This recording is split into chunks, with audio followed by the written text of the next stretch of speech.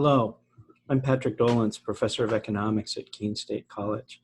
I'd like to share with you some of the features of one of the four quadrants in the political ideology diagnostic. As you may recall, the diagnostic includes modern liberals, classical liberals, conservatives, and radicals, each distinct with respect to two axes, individual versus community or the common good, equality versus hierarchy. The classical liberals are going to be our focus in this video.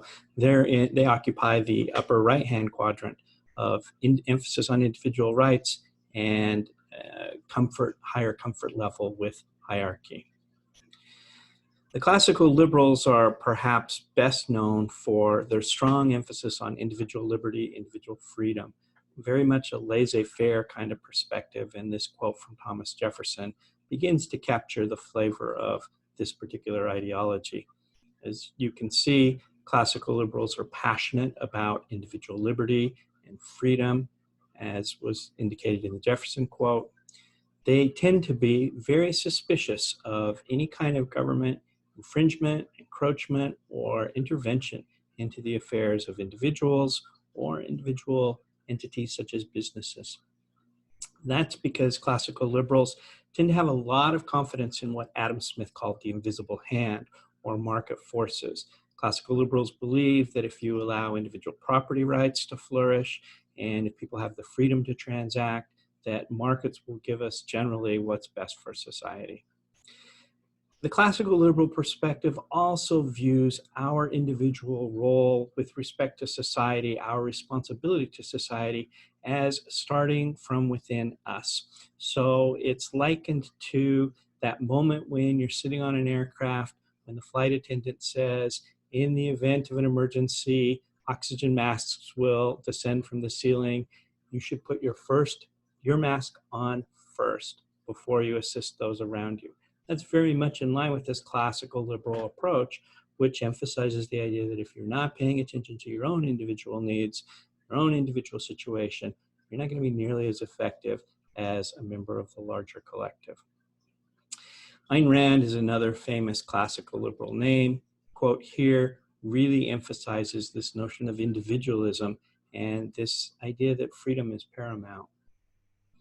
And as I mentioned, Adam Smith, with his invisible hand reference in his famous Wealth of Nations book, is an important piece of this, at least this particular element in Adam Smith's work. He was a rather complex individual. Smith said, quote, he intends his own gain, and he is in this, as in many other cases, led by an invisible hand to promote an end which was no part of his intention. Smith continues, by pursuing his own interest, he frequently promotes that of the society more effectually than when he really intends to promote it. This is actually the only reference to the so-called invisible hand in the entire Wealth of Nations.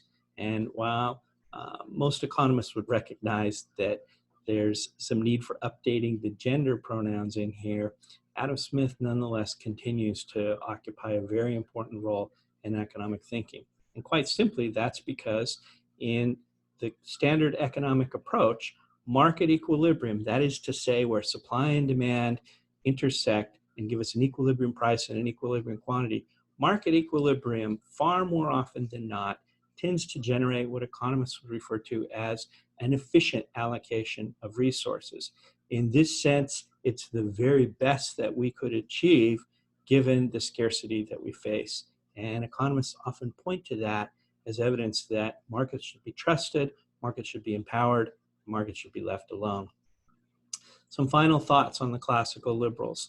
Ayn Rand, as I mentioned a few moments ago, was a very important thinker in the philosophical tradition of libertarianism in the 20th century. That is, in fact, very much what classical liberals are about. Milton Friedman is another famous libertarian economist in his case, and Milton Friedman often, despite his relatively conservative views on many issues, found himself distinct in his libertarian classical liberal inclinations. And finally, a name from our own world, Rand Paul, is perhaps the member of the United States Congress who best represents a classical liberal or libertarian mindset in the 21st century.